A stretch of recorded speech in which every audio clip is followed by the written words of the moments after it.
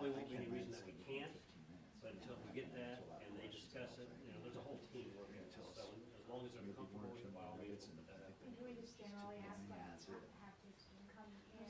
Oh, yeah. We can't give you an exact number. Yes, they have it, but obviously not enough to give us the one we want. Right. Is this being investigated as a homicide, or is it just Right a now, death it's just a death investigation. So, okay, it's after 3, and I said 3, so I would assume if they were gonna be here, they would be here by now. So. Do you guys need a mic check, anything like that? Are you already set up? Good to go? I'm gonna have to move this. Well, I got the number here, so is that, you're all good then? Okay. Thanks for coming. We appreciate everybody coming so that we can speak about this case and keep it hopefully in the forefront of everybody's mind. So as the news conference that we gave yesterday, you realize that we are dealing with the death of a young man who was discovered Saturday evening. We had a news conference yesterday asking for the public's help so we could identify this child. And right now that is the number one point of this investigation, to find out who this child is. At this point, we still do not have that information. So despite the numerous news articles and TV coverage and social media posts, we don't have that answer. And that is our number one goal at this point, is to find out the identity and the name of this child. And he deserves, to be heard. So that's what we're asking the public's help. We're continuing to ask for the public's help to keep this at the forefront so that we can get that call. Obviously, this is a 5 to 8 year old young man. Somebody was taking care of him. He was in somebody's custody and care for his daily needs and for support. And we still haven't received any information about a child that's missing, that hasn't been accounted for, that would match his description. So we're asking for the public's help again to keep this going. Somebody out there either knows and isn't saying something, or just hasn't had the opportunity to see this in the media yet, and they don't know that they need to call somebody. So again, it's of vital importance that, first of all, the number one point of this case at this point is just to identify him. And that's why we need your help. To help with that, we have received numerous tips and calls, social media contacts, things like that in the past 24 hours. We ask that if you do have information, our social media is not the way to contact us for a tip. That's not monitored 24/7. There's lots of different avenues to contact us that way that could be overlooked. So we ask that you use the tip line. We do now have a dedicated tip line just for this investigation. That tip line is 1-888-437-6432. I'll repeat that, 1-888-437-6432, and that is a national 1-800 number. So we do have our own 800 number here to the post, but it only works within the state of Indiana. This number is a nationwide number that anybody can call and give us information.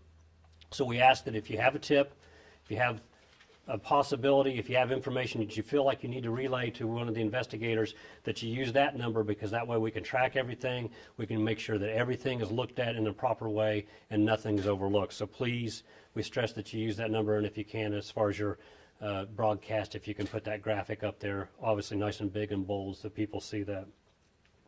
Also, we've received numerous calls and contacts reference a young man by the name of Cody Bigsby, who's missing from the Hampton, Virginia area. We realize that a lot of people, based on the information that we put out, that could be a possible match. It could be a possible match, but we have been in contact with the Hampton Police Department that's working that investigation. To this point, we don't believe that's going to be a match, but that is still being looked into. So again, we're crossing every T and dotting every I. So until we have a specific information to say, no, that's not him, but we're not being led in that direction to believe that that's going to be a match. So lots of people have sent us that tip. Lots of people sent us the graphics for that. You don't need to do that anymore. We've obviously or definitely looked into that, and numerous others that are on the websites for missing children. We've contacted many state agencies, local agencies, federal agencies, as well as working with other federal agencies on this investigation, offering assistance. So we're looking at lots of different avenues, pretty much anything we can. We had originally said that we thought possibly this would be something from the local area as far as the young man's residence, but because nothing's happened, we've been in contact with schools and other agencies in this area looking for somebody who maybe didn't show up that was expected to be there. We haven't had any matches or anything to show up that would answer that question. So obviously, this could obviously be a national thing. So it could be a child from any location. We're not going to preclude anybody, and we're going to look at any information that comes in that could answer the question as to the identity of this child. At this point, again, we don't have anything new. We just want to get that information out there. People to please use that 1-800 number, and just know that we're not going to stop looking until we find these answers. Somebody, again, was taking care of this little boy. He's 5 to 8 years old. He's obviously not taking care of himself. Somebody knows something. Somebody out there knows the answer to this question, and they're either choosing not to come forward with that information, or the right person just hasn't heard this information. So we ask that you please spread the word so that we can identify this young man and give him a voice. Also have today with me Detective Matt Busick, who's working diligently on the investigation. So if you have any questions for Detective Busick or myself, you can go ahead. Yeah, given your just history in law enforcement, especially when it deals with cases like this, just kind of talk about the urgency of how fast you guys need information, because we keep going on day after day. Yeah, anything we can get, the quicker we can get, it's going to help greatly. For a case like this is anything like any officer wants to work, but we are trying to work through it. But yeah, anything you have, please call in on the number you've given, and we'll work through it. And you mentioned that local agencies have been checked in with. When not finding a match, is that what prompted wanting this national hotline number? Why was that created? Because this is happening very quickly. Right, and the main thing was because tips have already been coming in from lots of other parts of the country, so we don't, it's just a number they can call from any part of the country, not just our local numbers that we already had. So it's just to ease in the investigation, to make it so anybody can call and not have to worry about, that 800 number doesn't work when you're not inside the state of Indiana. So in case somebody has an issue with making a long-distance phone call, they don't have to. We're not saying that we expect or we think that this is a national issue. We're just saying we're keeping all doors open. So that just makes it easy for everybody. And then to reiterate from yesterday, either of you can answer, but it was mentioned it's believed that this is recent and that this child probably hasn't been missing very long. Is that still the belief? Is that still the case? Yeah, obviously, we're still waiting on the autopsy results. That part of the process is not in our hands. So once we have those answers, that can change the answer to that question. But at this time, we would believe it's going to be fairly recent, sometime within the past week. Sorry, going off of that, what you mentioned, the autopsy, is that the reason why you have not elevated this to a homicide investigation yet? Right. There's a lot of questions to be answered, and typically on any investigation like this, we're going to wait for those official answers from a doctor to say this is exactly what happened. We're not doctors, we're police and investigators, and we can all make assumptions, but that's not our job, to make those assumptions officially. We wait for the proper authorities to say this is the cause of death, this is the time of death, and then we can move forward from there. So. Additionally, you mentioned some of the schools and people that you had called and talked to. You all have, kept the area that this happened in, kind of under wraps. Is that can you tell us if it is a residential area, or are there people in that area who may have been nearby when this happened? It's a very rural area, heavily wooded area. There are not a lot of houses in the neighborhood. I mean, there are residents. It's, no place in Indiana do you go that you're that far away from somebody. And it was, again, as it stated in the news release, he was discovered a short distance off the road. So there were houses in the area. It's just due to the sensitivity of this investigation and for the integrity of the investigation, at this point we just feel it's best not to give that location out. Yeah. Have you all been able to speak to the folks that did live in the houses that are relatively... Our detectives have done numerous canvasses and spoken with many people. Again, as part with any of our investigations, we would do a neighborhood canvas, and we can expand that canvas and make it bigger and bigger until we find the answers we're looking for, or get to a logical conclusion that we can't go out any further. It's not going to do us any good. But yeah, lots of people have been spoken with, neighbors, people in the area, just anybody that might have information that could have possibly seen something. we've already checked, or we're in the process of checking if we haven't already done so. It Is would there a seem threat to like, anybody's safety that you're concerned about after finding the body, anybody's safety here? We don't have any information at this time to think that there would be any danger to the public, no. It would seem that clothing, shoes, haircut, anything like that might help in identification. Is there anything you can tell us or can't? Right. Why you can't release that at Right, this point? and again, you know, within any investigation, sometimes it's best to keep the cards you have close to your chest. Not saying that there's anything jaw-dropping out there, but it's best, at this point, that investigators have chosen that it's best to withhold that information.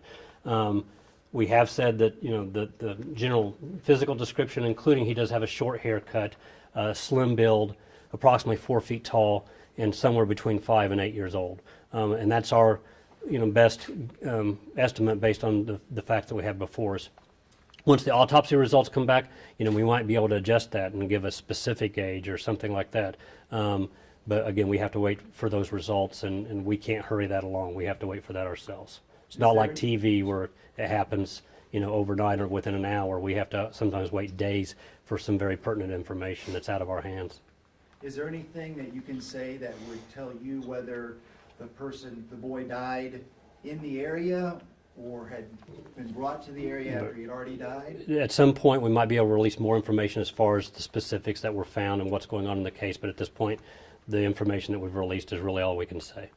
what's the timeline as far as this is concerned? Are you guys looking like, hey, maybe if we get to a week, you know, it might be harder to get the information we need? What's the Right, and that'll be up to the investigators, and that's being discussed constantly, continually going over, you know, what ifs, you know, if this happens, if that happens, you know, do we need to change anything? So those things are always going to be updated. If we come to a point where like, hey, we're not getting the results we need, you know, we've gone so many days or so many hours without receiving the information we want, they could possibly choose to say we're going to release further information.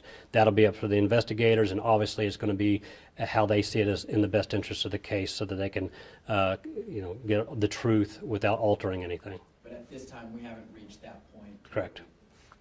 You kind of touched on this a little bit, but can you explain further, while you can't release a whole lot right now, why you guys are so convinced that somebody knows who this child is?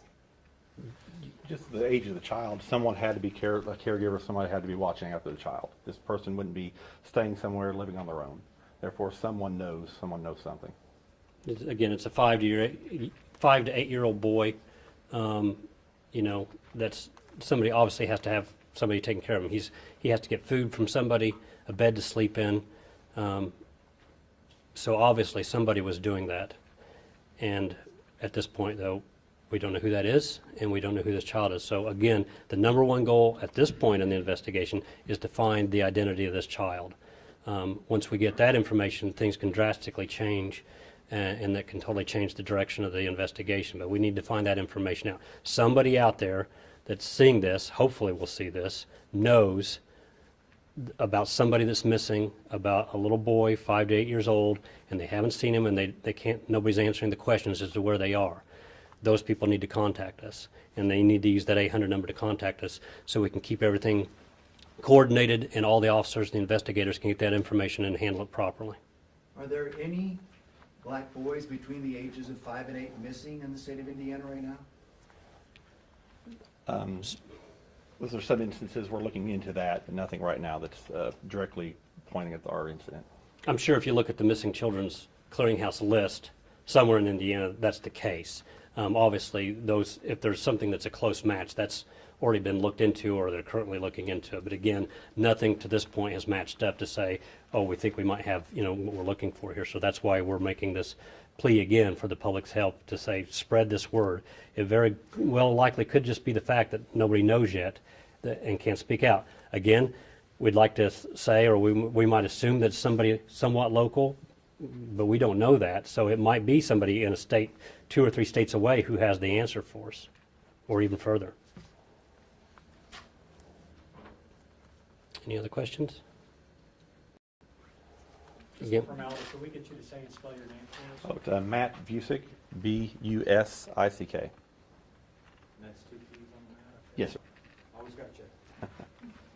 again, we understand, we know that there's, you know, I've been asked a lot of questions over and over again, and, you know, what about clothing, what about this? And we understand, And, we hope that we come to the point one day we can say, hey, this is what we've got, and we can give you more, but we're not going to do anything that we think could possibly jeopardize the case. And, it's early in the case. I mean, this is still the day after, basically, it started Saturday evening. It's now Monday, so it's still relatively early. We still don't have autopsy results. There's lots of things going on in the background, lots of things. It's a very in-depth investigation. So just ask people to, if they have information at this point, if anybody wants to help, obviously that help is to help us identify this boy. And are those autopsy reports expected tomorrow still? As far as the information that I have is it's still scheduled for tomorrow, so I would assume that those results would come back tomorrow at some Well, point. it's scheduled for the autopsy. The results may be a couple days still. Well, the full results The full obviously results. will take more than one day. Is that being performed by the Washington County coroner? It's performed at the Washington County Coroner's Office, but it'll be a medical examiner coming in to do so. Anything else? Again, we just appreciate your help pushing this out there. We don't want it to fall out of the spotlight. We want that call, that tip to come in that gives us the answers that we're looking for. That's the biggest point. That's the biggest thing we can say right now. Somebody's taking care of this child. Somebody somewhere knows something. Once we can identify this child, that's drastically going to change everything, and that's the information we need right now. Somebody can do it. Thank you.